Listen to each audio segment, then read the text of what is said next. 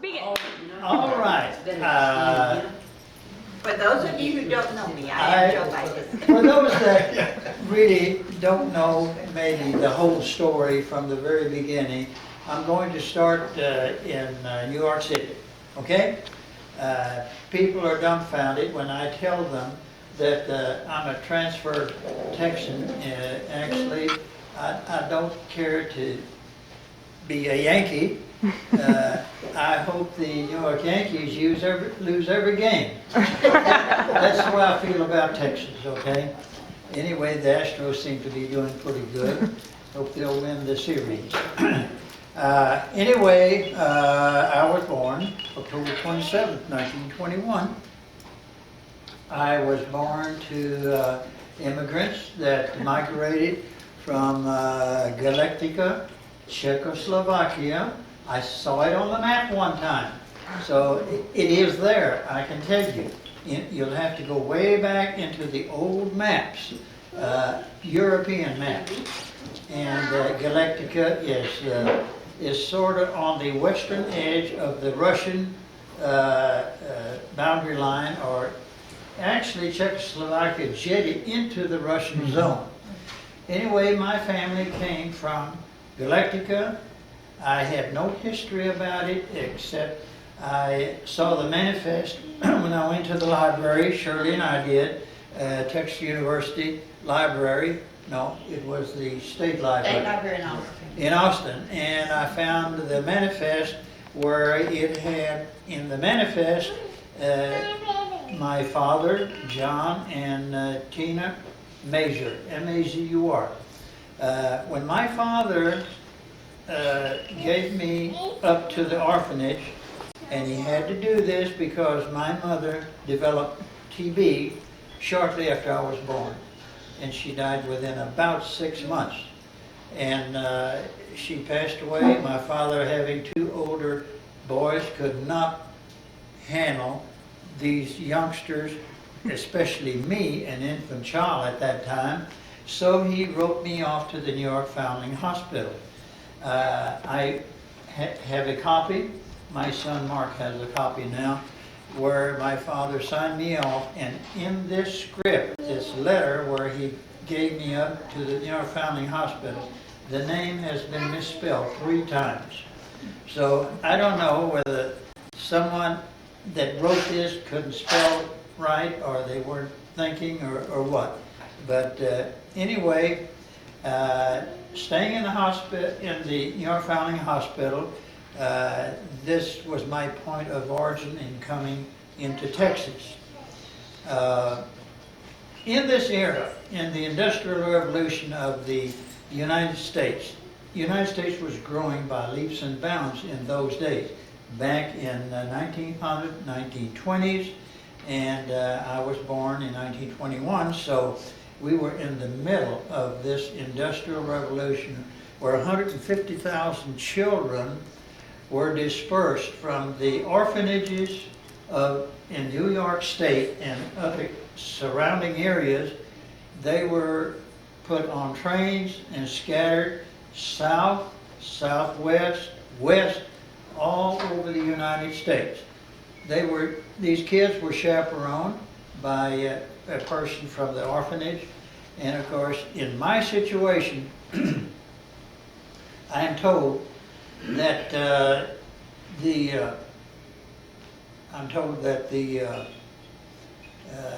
priest in Hobson, Texas, was instrumental in my arriving in this area, because there was a couple, apparently it must have been the Swetlicks, that wanted a child or two, they're not having children of their own, and the Catholic priest was instrumental in contacting your Foundling Hospital, and Emil Plume, that would be Emil Rohan, that would be Olga's brother, stepbrother, and we both rode the train with dog tags around us. We stopped at every depot. Depots in those days had a platform. The kids would march on this platform. The townspeople would come in and look these kids over, and if they liked it, and if they could see that they had possibilities of muscle development, you know, to work on the farm or do chores about the house, they would take that child home with them, okay? And sooner or later, some of these kids got adopted. So as I was fortunate that I was adopted by the Swetlick family. We ran away a couple of times from what I'm told. We climbed in a big tree one night. The Lord knows how I climbed that 30, 40-foot tree. I may be exaggerating. But nevertheless, to me it seemed like it was so high. Today I'm scared to death of height. I would not go up this tower in San Antonio for anything in the world. I would have to lay flat on the floor. I mean, to drag me up there. Anyway, as time went along, we got off this tree, and I was eventually adopted by Cecilia Vajdos, who was a widow by about 2 years before I came along. And the Catholic priest in Hobson, one day he said he had one mass on a Sunday morning. He told the congregation, if any of you folks here want a couple of boys, come forward. Well, the Rohan family came forward and took Emil, and Cecilia Vajdos said, I want that little one. So I must have been pretty small. Anyway, my stepbrother Frank, he tells a story about me, that when I came to their house, that they put some food on the table, and they all were just mortified how much food I could eat. You know? And he still does. They couldn't believe that I was eating so much food, I was hungry all the time. Even to this day, I'm so concerned that we might run out of food. So, anyway, that's what Shirley tells me.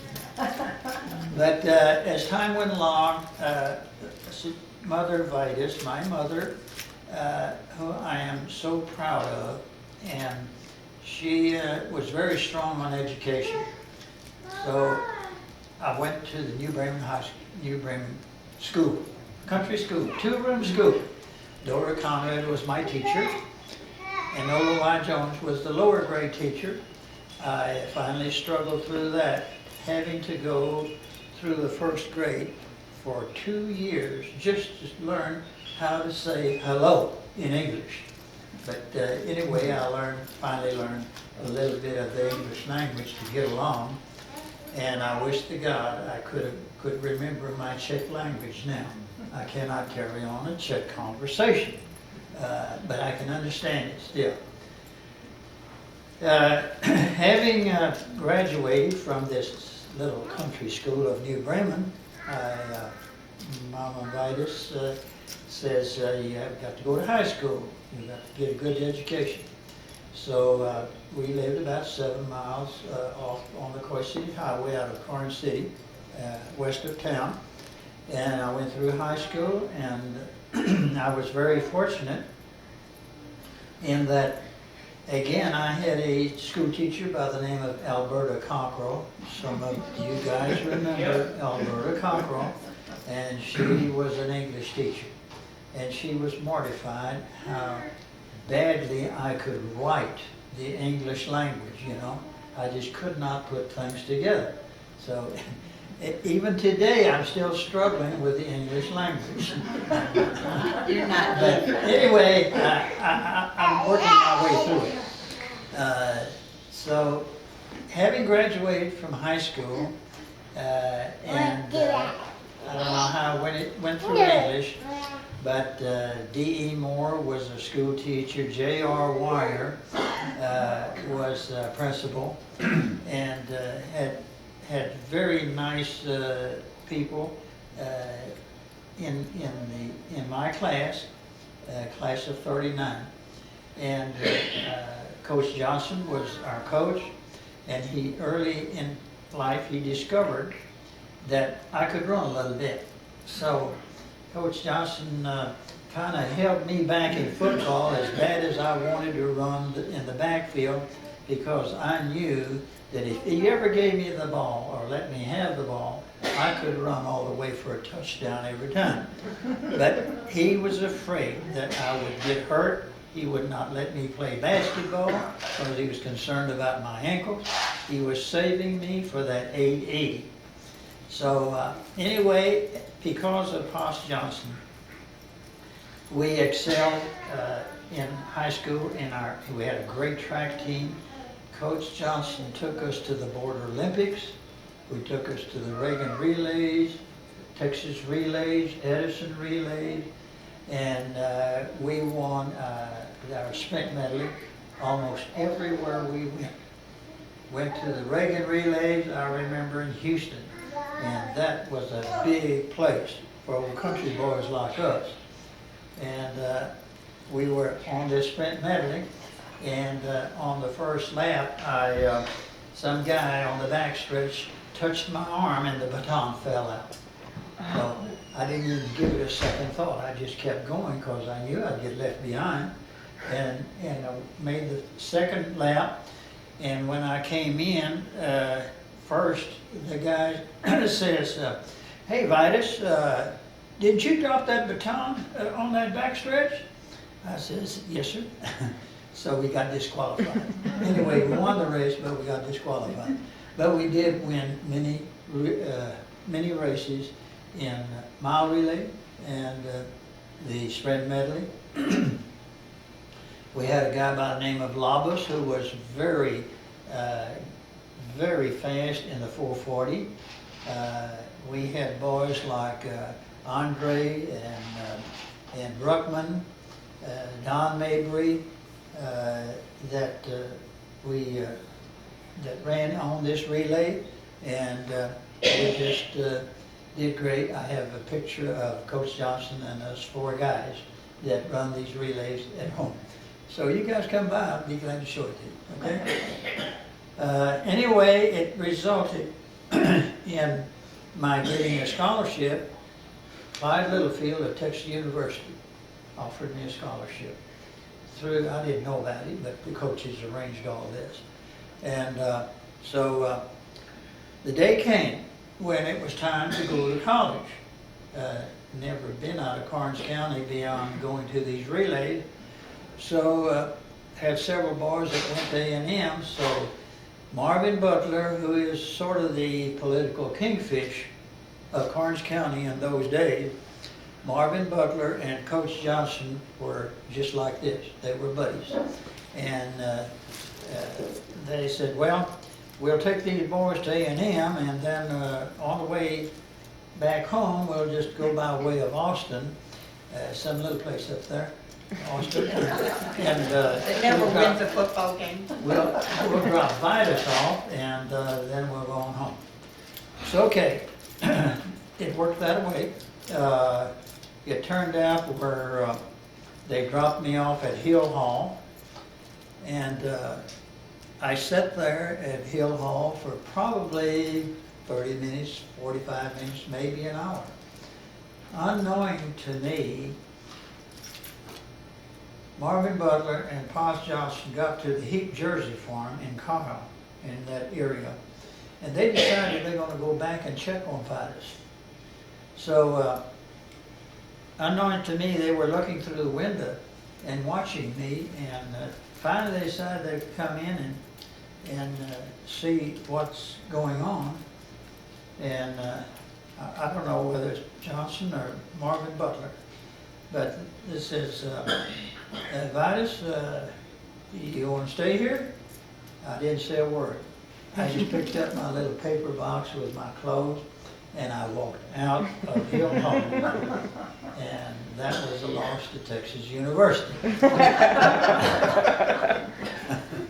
Anyway, they called Doe Rollins, who was a track coach at A&M, and also a football coach, assistant coach, and they asked him if Vajdos still had a scholarship up there. He says, "Yeah, bring him on." So that's how I wound up at Texas A&M. Okay, time goes on, and Of course, I went through life running track. I was captain of the track team after serving a 3-year hitch in the Marine Corps, served in the Pacific, and I was a platoon leader. And luckily, I never did see a Jap, never did have to confront one. But a major from New York, it just turns out, a major from New York was in charge of the replacement battalion on Guam. And he looked at me and he looked at another boy who was much taller than myself. And his name was Joe Goss. And of all things, Joe Goss was an athlete on the basketball team at Texas University. And Coach Major Anderson says, Vajdos, you and Goss, you're going to stay here on Guam. I'm going to put you in charge of the replacement battalion, and this is where you're going to stay. And as it turned out, on the point system, I stayed there for some time, and the point system came about where I could come back home. The war was over shortly after that, or in that time frame, and came back, and here I am. So I want to thank my mother, Cecilia Vajdos, and my brother and my mother, Tina Major,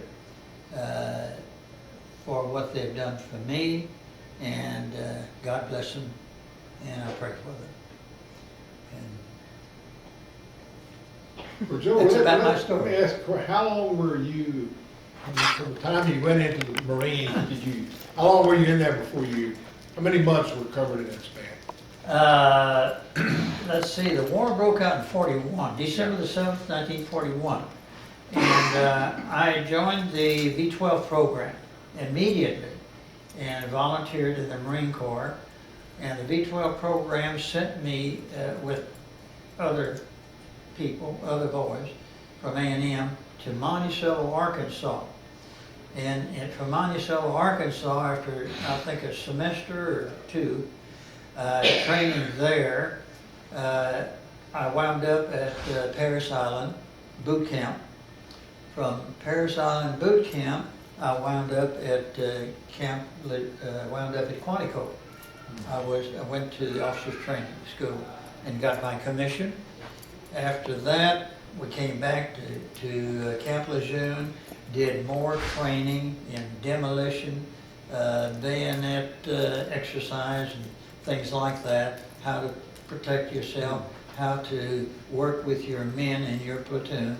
And then we were shipped on a train, put on a train, and I think it took us about 6 days to go across from the East Coast to the West Coast. I know that the train had a wreck. It hit a car, and I think we lost about 24 hours there, and I wound up in Camp Pendleton, and from Camp Pendleton we were put on board ships, troop trips, and I was sick every day that I was on that boat, you know, because we were in a convoy, and I understand we zigzagged through the Pacific on the way to Inuiatok, way in the Pacific, and then we wound up on Guam, and that's about how my life went in the military. But Joe, you did tell him about you avoiding Iwo Jima because you were. Yes, what happened there, I was so fortunate, and I guess my guardian angel has been with me throughout my life, because the class that graduated after my class, the class I was in, the officers were supposed to be in their platoon, were supposed to go into the various divisions in the Marine Corps that hit Iwo Jima. And since those officers' orders got somehow delayed, that's how I wound up staying on Guam the rest of the war. So I was very fortunate. I know that many of the boys that were in my platoon, they were put in divisions, and a lot of those boys never did return. So that was probably one of the worst spots, the most hazardous military undertaking that our country did as far as the Marine Corps was concerned. Anybody have anything they want to ask me? Did they have that big air base on Guam when you Yes, were they there? did, yeah. And Ola Bay, what was the name of that ship, that Enola Gay. airplane? Enola Gay? Enola Gay. Yes, I saw that. I saw the lady that was beautifully put on the nose of that airplane. The B-17 Fortresses, all these guys had lady images painted on their airplane. That's what kept me going. And I thought that was something else. I mean, You know, that's on they had some artists in those days. Joe, did you know that's on display in Washington DC? Have you ever seen it? What, I know the gay have I seen it? Yes. in Washington? In No, no. Washington DC? No, I just saw it on Smithsonian Institute. No. It's, Yeah. We went there to the You did? museum, yeah, we Yeah. saw it. Yeah. Well, one of our Hobson Arnold School kids, he was on that boat, that ship when they bombed Iwo Jima, I mean, not Iwo Jima, the, Pearl Harbor. Pearl Harbor? Yeah, Gus Fritchie. Arizona? No, The ship, Battleship Arizona? No, you're talking about the ship that I went over on? no. No. She's talking about Pearl Harbor. Oh, Pearl Harbor. Yeah. We just went through Pearl Harbor. We didn't stop. Anyway, well, Gus Fritchie, whenever he dropped the bomb on Japan that time, he was the one, it was a big write-up in Express, I got the clippings of it. He was at y'all's anniversary.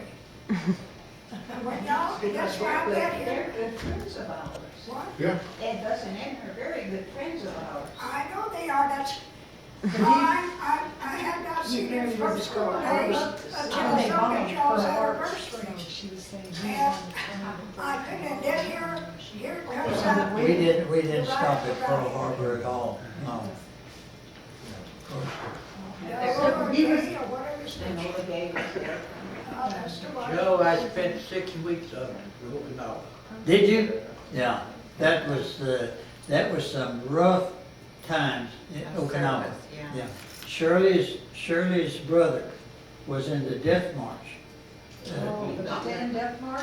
Yes. The She- baton, he was on baton. Yeah.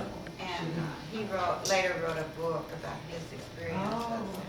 Well, He Joe, survived. when you came to the family, 1924, 26 there somewhere? Somewhere in there, about 24, 25, yeah. Incidentally, I was adopted about, I think the records say 1927, when Mother Vajdos adopted me. And later on in life, I went to the county clerk to find where I was adopted, and they couldn't find anything. So they looked in the property records, and they recorded me in the property record. Yeah, I've heard that. Yeah, Yeah, and so, the depression hit, yeah, in 31, yeah. and I remember our dad, they got specific sometimes. I know it was very, very hard, and other men have told me, and I always remember some of the stories that, like, well, we didn't have any money, but at least we ate. Yeah, Well, yes, Yeah. the farmers were the lucky ones. Because got they it. always had their cattle, the food, Chicken. the chicken, everything, the garden. It was people in the cities who suffered. I have a story to tell about that. Mother Vajdos being a widow, she had this 100-acre farm, and she, of course, had it financed through the Karnes County National Bank. And back there in that era, I went to the bank, and with her, and I think my brother, Big Joe, incidentally, my brother in the family is another Joe, because I was Joe and there was a Joe in the family already. So that's how it happened that Big Joe, we called him Big Joe, and he was a big fellow.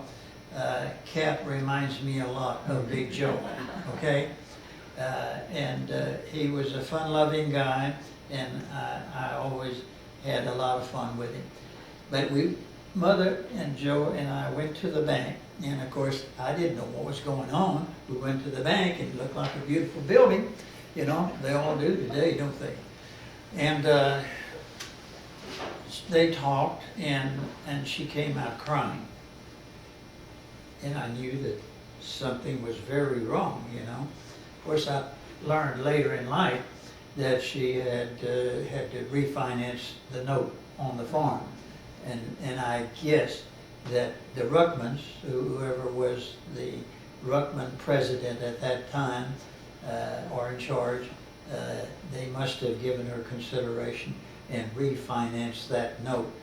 But that's how she maintained the farm, which down the line, you know, in later years, it somehow all worked out where the farm got paid off.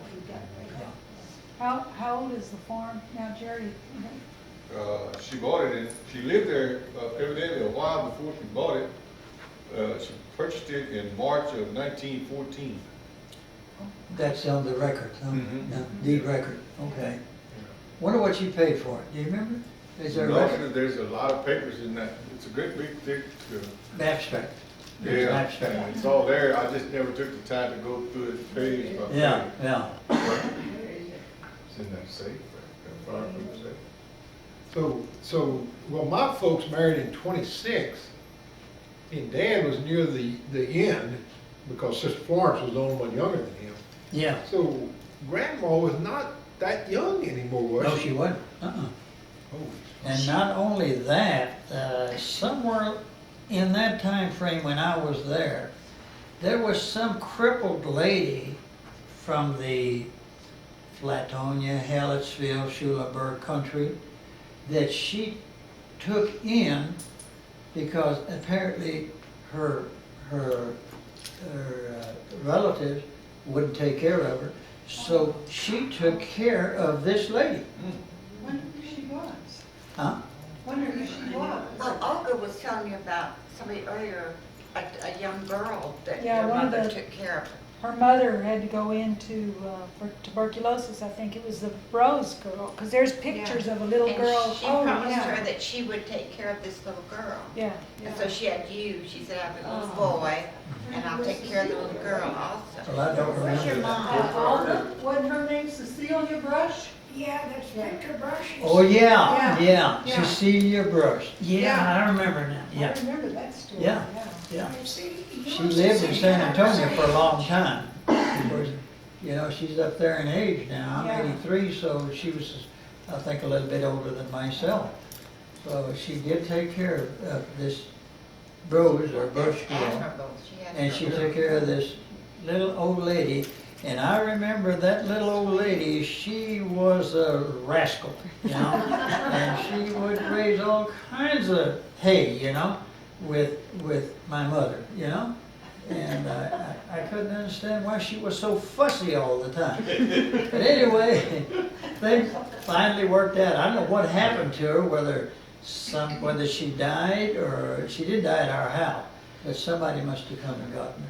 well, and before that, when she moved here, this is according to Aunt Barbara and Aunt Louise, that her father-in-law followed her here when his wife, Rosina Langar, died in Tobacco or Fayette County. That lady? Yes. Oh, But no, this would have been Grandpa Vajdos' father. oh, uh-huh, But it would be your mother's father-in-law. uh-huh. Came and moved in with her, and she took care of him. Now, Barbara always said they didn't like him very They didn't much like him. because he just sat around and was lazy. He liked to play music, and Grandma Vajdos had to make the living and support him. Yeah. I heard Papa tell that story. Yeah, because our dad never would talk, he never said anything real bad about it, he never said anything good of it, Yeah, yeah, because he looked upon him as a big mooch. yeah, Yeah, I heard him say he wasn't much on work, but he liked to play music all the time. Yeah, I didn't know that, but, and I never did hear any stories about, mother would never talk about her husband, you know, about, grandpa, you Yeah. know. So, I don't know nothing about him. He wasn't alive when she adopted you. That's right. But he was a musician, I understand. Yeah. No, he died before she even came to Karnes County, because when he died, No, Grandpa. yeah, the your one- dad's dad Yeah. died, because he's buried back in the St. Schumer Mary's. area. Yeah. And he died of 1905. fluorescence or something like that, yeah. Grandma's father-in-law is buried in Hobson. Yes, that's the one Yeah. that was the Right. crazy one. He, Yeah. he didn't want to work. Right, But but because grandma's brothers were already in Karnes County, which is the Hunches, that's why she came to Karnes County. There you go. But, So well, where is Grandpa Vajdos died when Sister Florence was about 3 years old, I think. Not even that old. Yeah, Pop was about 3. No, yeah. So she was pretty young then. Yeah, she wasn't real old when she became a widow. She had to be a very gutsy lady, because, I mean, to take all these people in that she cared for, oh, and, you yeah. know, money being tight, anyway, that was a She was courageous lady. a real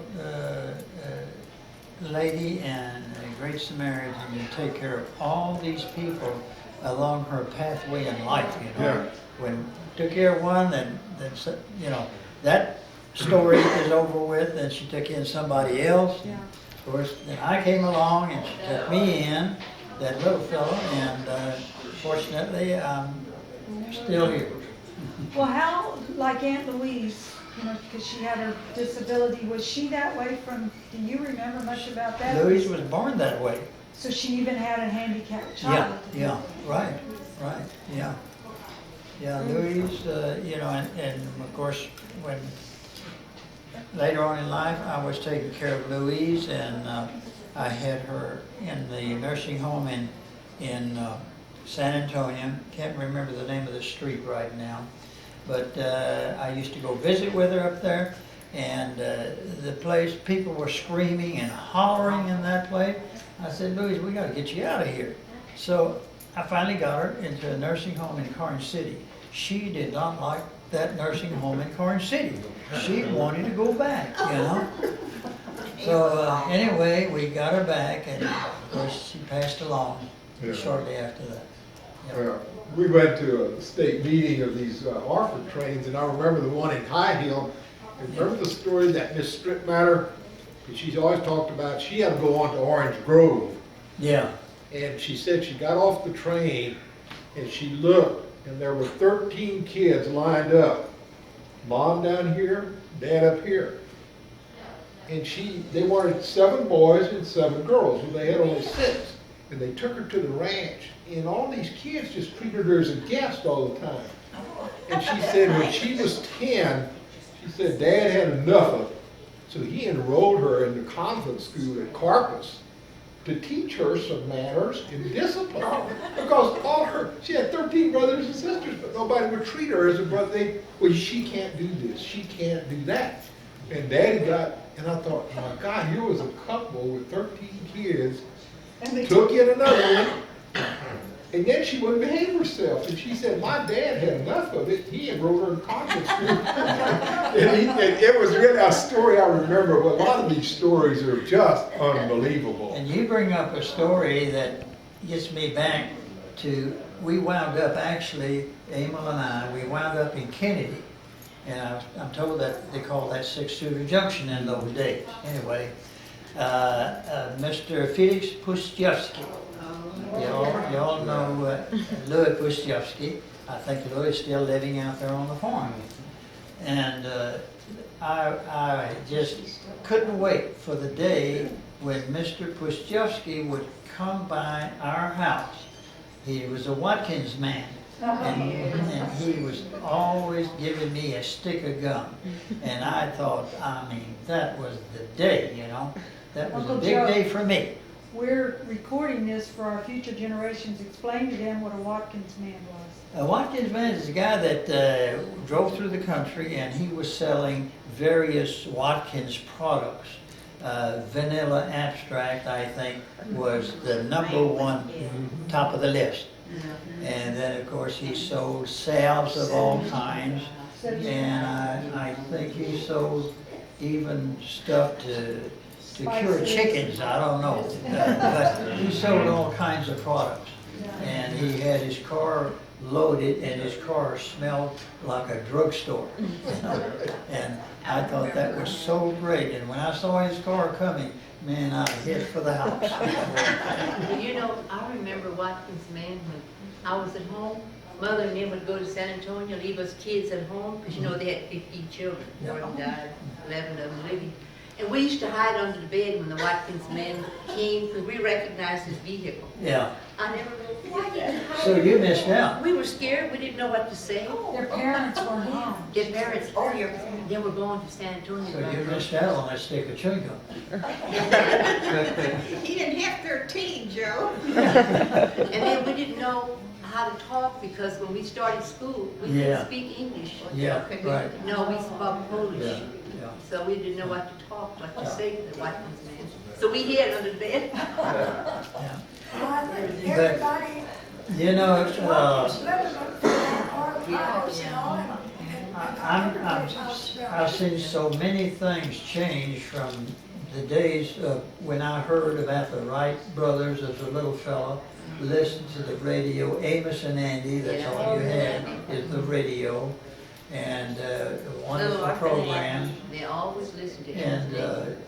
you know, the cars. When I came back from the service, I went to Whitty's, the Pontiac dealer in Karnes City, and I had ordered a car, a Pontiac car. And Lord knows, I had no idea how much they cost, but I ordered one. You knew you'd get paid sometime. And when it came in, it was like $1,100. And I didn't know how in the world I was going to get $1,100 together. But I lucked out. Somebody bought that car before I got around to it. You didn't. Yeah. So, you know, my worries were eliminated. You gotta remember, there were no cars made during the war. I know And that. all these guys came on, they all wanted cars, and I remember the war. it was amazing. Well, hey, look, they blame World War I, II on me, but it's not my fault, really, was it? That hurricane was your fault, Jerry, by the way. What hurricane? One in 42, the blue windmill down. But I can remember the Model T. I drove a Model T, I swear to God, I honestly drove the Model T, and it had 3 pedals, and one of the right was a brake, and one in the middle was reverse, you know, and you had the spark on this side to give that car some spark, so that you turned the lever on the right on, it gave you the gas, and I mean, that made Jitney go. Well, We had to get out They there. cranked it. We did too. Yeah. well, like when y'all went from Karnes City to Austin, y'all traveled by car or by train? Yeah, we rode the car, yeah. I think we had 1 or 2 cars. We had Crank every two, Yeah. well, we had to have 2 cars to get all the people in, yeah. But we spent the night, always spend the night in Austin, and we thought that was really something.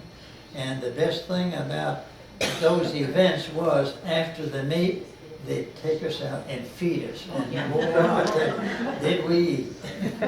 And when I was at A&M, I ate on the training table. And honest to God, they had platters at A&M that were about like this big, you know?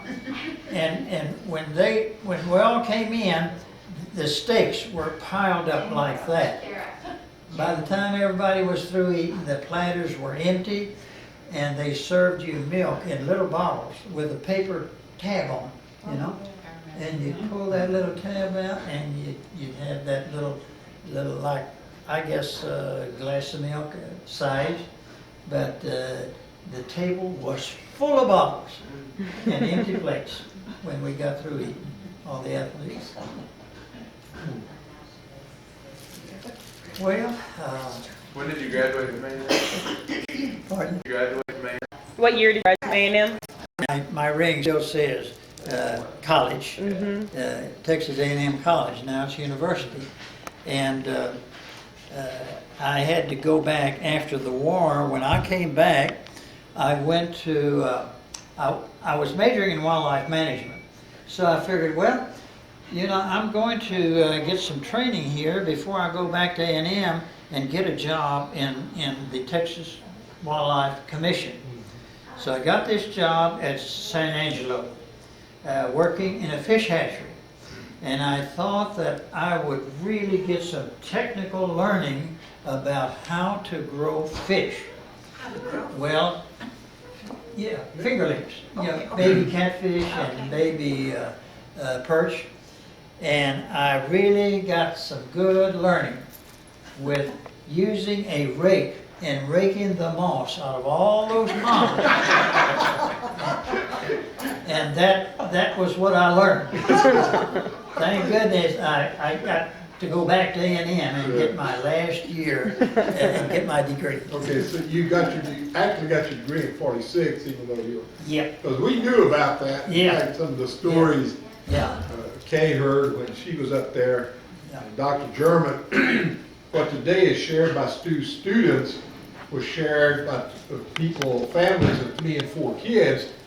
And they were given 2 burner hot plate, and the women used one restroom and the men the other one, and there were babies born, and life went on. But we think it was crowded. They had whole families in a dorm room. That's how many students were up there. We were up there, you know, my first husband was in vet school, and we were there for 5 years. I was there, we graduated in 52. But I didn't remember them living on the campus. Yeah, they lived everywhere, according to Joe? All Dr. over the German. place, yeah. I lived in a project house. When I first went to A&M, Yeah. I lived in a project house. And of course, I had to be in the military, you know. Everybody went to A&M back in the 40s. You had to serve 2 years in the military while you were in school. And of course, I lived in a project house, and the upperclassmen, they were kind of kind to me because I was an athlete, you know. But I washed my own clothes and I ironed my own clothes. I remember ironing my pants and shirts all the time, yeah. I mean, that was the order of the day, yeah. Did you have the boots back then too? The boots? No. I was too poor to buy a pair of boots as a senior. Of course, after the war, it made no difference. I was anxious to get my degree and get the heck out of there. I bought you know? a pair a couple of years Yeah. ago. Oh, did you? But at normal times, I mean, this is the pride and joy of all seniors to wear these beautiful boots, you know? I never got around to that. Yeah. And what is your degree in finally? It was wildlife management. Oh, Yeah. oh, okay. Yeah. And, you know, Nathan had it would have been a grandson to a guy about that same era. Yeah. And he couldn't find a job, and he actually had to sell his boots Oh, so he could eat back there in the late 30s. And it hurt but he never, you know, the man lived on, he was 94 when he came, Mr. Brown, when he died. And he says, well, I had to eat. So he sold them, and he said, you know, and then his sons and his grandsons, and them have all gone through A&M, but these stories just blow you Well, away. Joe and I have discussed, you know, like all these couples came back from the Second World War. Y'all, some of you went through this, but we were so happy to be together. We were all young couples. We didn't have much money, but we sure had a lot of fun. We sat out at night on the lawns and visit and eat watermelon and just have fun. Yeah, I was gonna say, that was a real thrill, wasn't it? You know, it's real funny because That's right. one of Mark's classmates, he finished law school, and he came back for Nathan's thing at A&M. And a lot of his the law students were worried about their BMWs and, you know, what they could afford, and they were from Stanford and Notre Dame. And he said, you know, they got life all screwed up. He said, you can only appreciate life when 2 square feet of carpeting, because as a core member at A&M, your first reward was to get rubbed on the floor. That's right. He said, well, you can appreciate that. The rest of it ain't nothing. And he said, these people that get out of law school, he said, they got things all messed up. He said, they think you have to have a BMW to be happy. No, all it takes is 2 square feet of carpet That's when you get out of bed in the morning. And your first TV, and your first dryer, clothes dryer, and a real washing machine. I tell you, it's the most important thing in this world is number one is really your health. That is absolute. And because as time goes on, we're living from day to day. I'm living beyond my longevity, pretty much, you know. And I know that the time will come, just, it could be tomorrow. Anytime, you know. But I'm ready, you know. Yeah, I'm ready. And I know Shirley and I accept that. And We do. talking about the strange thing. Shirley has 4 boys and 2 girls. And I have 4 girls and 2 boys. We have 12 children. And these kids are born, some of them are born, like her first child is born on, March the 16th. yeah, first, my Virginia is my oldest child, and she was born day after The 17th. her first child. And Their each birthdays just- next child is very close to that same age, you And know? I We're just knew destined Mark, to meet. Yeah, my dad it's so and strange, you know? the same age. I mean, they graduated from high school in Karnes City together. I didn't even know Joe was Now, Aunt Shirley, where is your home originally? Arizona. Arizona. I was born in St. John's, Arizona. How did you end up in Karnes City? Yeah. Well, the boy that I fell in love with, he was in Air Force, in the Dr. Air Force. Buck. And he was from Seguin. And after the war, he was a pilot in the Air Force. And he came home and he decided on a career at A&M. He wanted to be a veterinarian. And we went up there and went to school, graduated. Now, his brother was Dr. Buck in Karnes City, Dennis. And I was married to both of them. I was married to 2 brothers. Shirley gets Oh, around. really? Should